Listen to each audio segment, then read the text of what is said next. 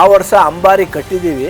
ಕಟ್ಟಿ ನಾವು ಮುಂದೆ ತಗೊಳ್ಳೋ ಟೈಮು ಕರೆಕ್ಟಾಗಿ ಫೋನ್ ಬಂತು ನಮ್ಮ ಏರ್ ಆಫೀಸರ್ಸ್ಗೆ. ಮ್ಯಾನ್ ಕಿಲ್ ಆಯಿತು ಟೈಗರಿಂದ, ಚೌಡಳ್ಳಿ ಅಂತೇಳಿ. ಅವತ್ತು ನೈಟು ಪಗ್ ಮಾರ್ಕ್ ಮೇಲೆ ಅಲ್ಲೇ ಹುಲಿ ಹುಡುಕ್ ಬಂತು.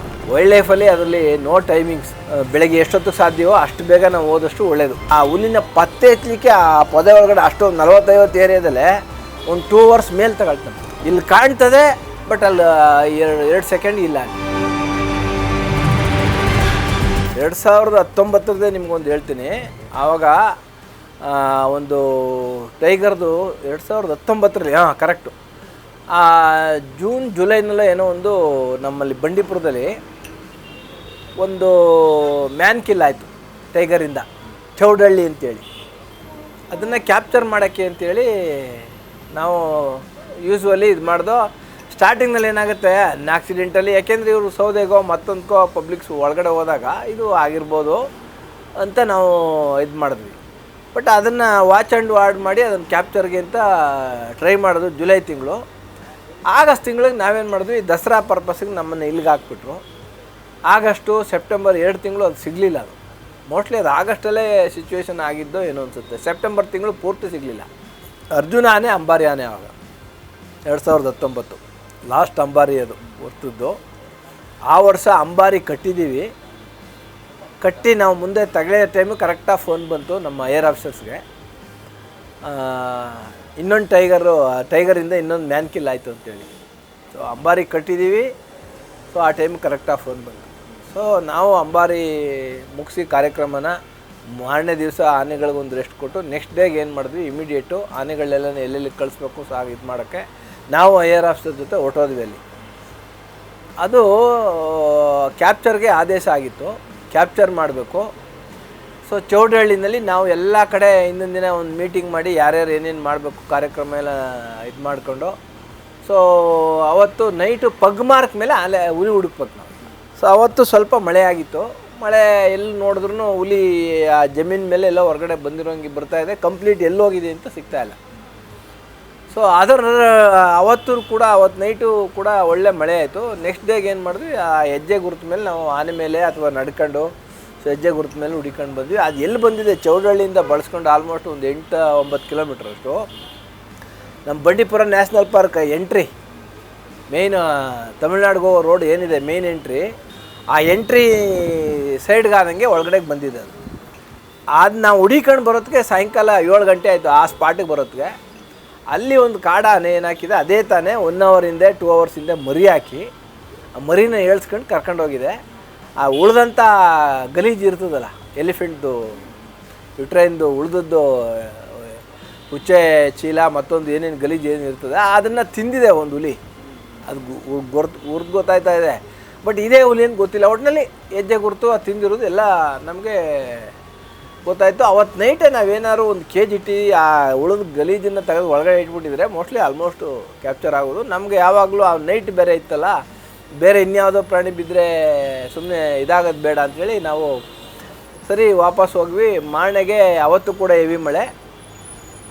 ಅರ್ಲಿ ಮಾರ್ನಿಂಗು ಒಂದು 6 ಗಂಟೆಗೆ ಎದ್ದು PCCF ಎಲ್ಲ ಹಿಂದಿನ ದಿನ ನೈಟೇ ಬಂದು ಮೀಟಿಂಗ್ ಎಲ್ಲ ಮಾಡಿ ನಾಳೆ ಯಾವ ಥರ ಪ್ಲ್ಯಾನ್ ಮಾಡಬೇಕು ಏನು ಇರುತ್ತೆ ಎಲ್ಲ ಪ್ಲಾನಿಂಗ್ ಆಗಿತ್ತು. ಮಾರ್ನಿಂಗೆ 6-6:30 ಎದ್ದು ನಾವು ಹೊರಟ್ವಿ. ಯಾಕೆಂದರೆ ವೈಲ್ಡ್ ಲೈಫಲ್ಲಿ ಅದರಲ್ಲಿ ನೋ ಟೈಮಿಂಗ್ಸ್. ಅದಕ್ಕೇನಿದ್ರೂ ಬೆಳಗ್ಗೆ ಎಷ್ಟೊತ್ತಿಗೆ ಸಾಧ್ಯವೋ ಅಷ್ಟು ಬೇಗ ನಾವು ಹೋದಷ್ಟು ಒಳ್ಳೆಯದು ಪ್ರಾಣಿಗಳನ್ನ ಹುಡ್ಕೊಳ್ಳೋಕ್ಕೆ. ನಾವು ಆವಾಗ ನಮ್ಮ BR ಹಿಲ್ಸಿಂದನೂ ಕೂಡ ಟೈಗರ್ ಪಗ್ ಮಾರ್ಕ್ ಮೇಲೆ ಹುಲಿ ಹುಡ್ಕುವಂಥ ಟೀಮ್ ಅವ್ರದ್ದು ಬೇರೆ ಒಂದು 7-8 ಜನ ಇದ್ದರು. ನಾವುಗಳು ಡಾಕ್ಟರ್ಸು ಒಂದು 3-4 ಜನ ಇದ್ವಿ. ಎಲ್ಲರೂ ಹಿಂಗೆ ಆ ಪಗ್ ಮಾರ್ಕ್ ಮೇಲೆ ಹುಡಿಕೊಂಡು ಹೋದ್ವಿ. ಸ್ವಲ್ಪ ದೂರ ಅಂದರೆ ನಮ್ಮ ಏನು ಜಂಗಲ್ ಗಾರ್ಡನ್ ರೆಸಾರ್ಟ್ಸ್ ಇದೆ, ಅಲ್ಲಿಂದ ಸ್ವಲ್ಪ ದೂರ ಫಾರೆಸ್ಟ್ ಕಡೆಗೆ ಆದಂಗೆ ಫಾರೆಸ್ಟ್ ಮಗ್ಲಲ್ಲೇ ಒಂದು 40-50 ಎಕರೆ ಖಾಲಿ ಕಾಡಿಂದ ಈಚೆ ಪ್ರೈವೇಟ್ ಜಮೀನದು. ಅಂದರೆ ಆಲ್ಮೋಸ್ಟ್ ಒಂದು 40-50 ವರ್ಷ ಆಗಿದೆ. ಅಲ್ಲೇನು ಬೆಳೀತಾ ಇಲ್ಲ ಅವರು. ಹಿಂಗೆ ದೊಡ್ಡ ರೋಜಾ ಗುತ್ತಿಗಳು ಗಿಡಗಂಟೆ ಬೆಳ್ಕೊಂಡು ಅದು ಒಂಥರ ಬುಷ್ ಏರಿಯಾ ಆಗ್ಬಿಟ್ಟು ದೊಡ್ಡ ಕಾಡು ಥರನೇ ಆಗ್ಬಿಟ್ಟಿದೆ. ಬಟ್ ನಾವು ಅಲ್ಲಿ ಹೋಗಿ ಒಂದು ಆಲದ ಮರ ಇತ್ತು, ಅಲ್ಲಿ ಒಂದು ಸಣ್ಣದಾಗಿ ಜನಗಳು ಪೂಜೆ ಮಾಡಲಿಕ್ಕೆ ಅಂತೇಳಿ ಒಂದು ಕಲ್ಲು ವಿಗ್ರಹ ಥರ ಮಾಡ್ಕೊಂಡು ಮಾಡ್ತಾಯಿದ್ದಾರೆ. ನಾವು ಅಲ್ಲಿ ಕೂತ್ಕೊಂಡು ಏನೋ ನಮ್ಮದೇ ಆದಿದ್ದು 56 ಹುಲಿ ಸಿಕ್ಕಿದ್ರೆ ಏನೋ ಒಂದು ಒಳ್ಳೆಯದಾಗುತ್ತೆ ಅಂದ್ಬಿಟ್ಟು ನಾವು ಮಾತಾಡ್ಕೊಂಡಿದ್ವಿ. ಅಷ್ಟೊತ್ತಿಗೆ ನಮ್ಮ ಅಲ್ಲಿ ಪಗ್ ಮಾರ್ಕ್ ಅಲ್ಲಿವರೆಗೂ ಹೋಗಿತ್ತು.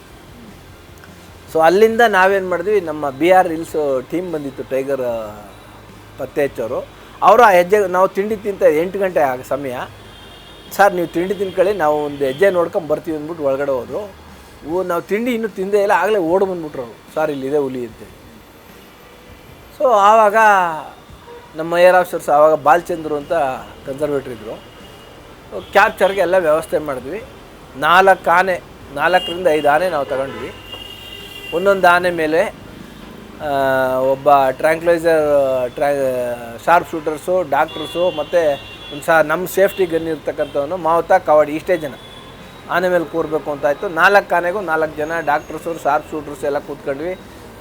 ಸೊ ನನ್ನ ಜೊತೆ ವೆಂಕಟೇಶ್ ಅಂತ ತೀರೋದ್ರು ನೋಡಿ, ಸೊ ಎಲಿಫೆಂಟ್ ಇದರಿಂದ.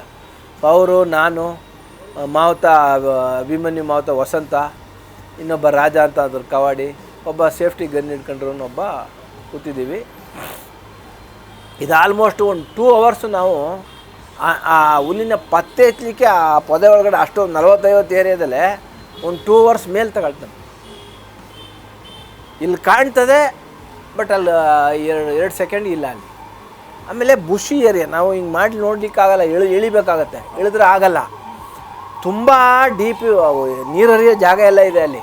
ನಾವು ಅಲ್ಲಿ ಆನೆ ಇಳಿಸಿದ್ದೀವಿ. ನಮ್ಮನ್ನ ಇಲ್ಲಿ ನಿಮಗೆ ಜನ ಇಲ್ಲಿ ಮೇಲೆ ಅಪ್ಪಲ್ಲಿ ನಿಂತ್ಕೊಂಡು ನೋಡ್ತಾ ಇರೋರು ಹೇಳ್ತಾರೆ ಅಲ್ಲಿ. ಆಮೇಲೆ ನಾನು ಕಾರ್ಯಾಚರಣೆ ಮುಗಿದ ಮೇಲೆ ಹೇಳ್ತಾಯಿದ್ರು, ನಿಮ್ಮ ತಲೆ ಬಿಟ್ಟರೆ ಇನ್ನೇನು ಕಾಣಿಸ್ತಿರಲಿಲ್ಲ, ಆನೆಗಳು ಕಾಣಿಸ್ತಾ ಇಲ್ಲ, ನಮ್ಮ ಬಾಡಿನೂ ಕಾಣಿಸ್ತಾ ಇಲ್ಲ, ನಮ್ಮ ತಲೆಗಳೊಂದು ಮಾತ್ರ ಕಾಣಿಸ್ತಾ ಇತ್ತು ನಿಮಗೆ. ಅಷ್ಟು ಡೀಪಲ್ಲಿದ್ದೀವಿ. ಅದು ಆ ಜಾಗ ಹಂಗಿದೆ, ನೀರು ಹರಿದು ಆಮೇಲೆ ಇದೆಲ್ಲ ರೋಜಾ ಗುತ್ತಿಗಳೆಲ್ಲ ಬೆಳ್ಕೊಂಡಿದೆ. ಸೊ ಇದು ಇದೆಯಲ್ಲ, ಅದೊಂದು ಆಲ್ಮೋಸ್ಟ್ ಒಂದು 5 ಅವರ್ಸ್ ಆಯಿತು. ನಾವು ಆಲ್ಮೋಸ್ಟ್ 8 ಗಂಟೆ 8:30 ನಾವು ಆನೆ ಮೇಲೆ ಹತ್ತೋದಕ್ಕೆ ಆಲ್ಮೋಸ್ಟ್ ಅದು ಕ್ಯಾಪ್ಚರ್ ಮಾಡೋದು ಎಷ್ಟೊತ್ತಿಗೆ 3 ಗಂಟೆ ಸಾಯಂಕಾಲನೇನಾಯಿತು. ನಾವು ಬಿಡೋಂಗಿಲ್ಲ ಅದನ್ನು. ಒಂದು ಸಾರಿ ಅದು ಸೈಟ್ ಆಯಿತು, ಒಂದು ಕಡೆ ನಿಲ್ತು, ಡಾರ್ಟ್ ಮಾಡೋಣ ಅಂದರೆ ಎಲೆಗಳು ಅಡ್ಡ ಬರ್ತವೆ, ಕಡ್ಡಿ ಎಲೆ ಬರ್ತವೆ. ಸೊ ಈ ಥರ 2 ಸಾರಿ ಅದೇನಾಯಿತು, ಆ ಟೈಮ್ನಲ್ಲಿ ನಮ್ಮ ಮೇಲೆ ಅಟ್ಯಾಕ್ ಮಾಡ್ಲಿಕ್ಕೆ ನೋಡ್ತದೆ. ಬಟ್ ಆಯ್ತಾ ಇಲ್ಲ, ಯಾಕೆಂದ್ರೆ ಅದಕ್ಕೆ ಓಪನ್ ಪ್ಲೇಸ್ ಆಗಿದ್ರೆ ಹಿಂಗೆ ನಾವು ಆನೆ ಮೇಲೆ ಕೂತಿದ್ರೆ ಧಾರಾಳ ಜಂಪ್ ಹೊಡೆಯೋದು. ಬುಷಿ ಏರಿಯಾ, ಜಂಪ್ ಹೊಡೆಯೋಕೆ ಹೋದ್ರೆ ಅದಕ್ಕೂ ಕಡ್ಡಿ ತಡಿತವೆ, ಮುಳ್ಳು ಚುಚ್ಚುತ್ತೆ.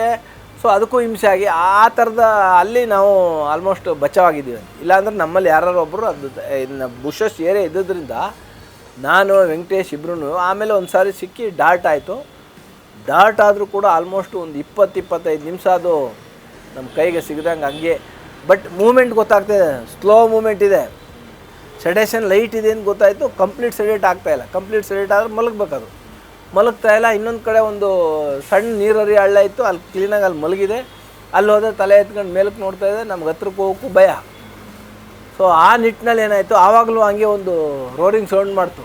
ನಮ್ಮಲ್ಲಿದ್ದಂಥ 4-5 ಆನೆಯಲ್ಲಿ 2 ಆನೆ ಅಲ್ಲೂ ಸ್ಟ್ರಗಲ್ ಆಗಿಬಿಟ್ಟು ಓಡ್ಲಿಕ್ಕೆ ಶುರು ಮಾಡಿದವು. ಆಮೇಲೆ ಅದನ್ನ ಕಂಟ್ರೋಲ್ ತಗೊಂಡು ಪಾಪ ಮಾವತ್ರೆಲ್ಲ ರೆಡಿ ಇಟ್ಕೊಂಡ್ರು ಅದನ್ನ.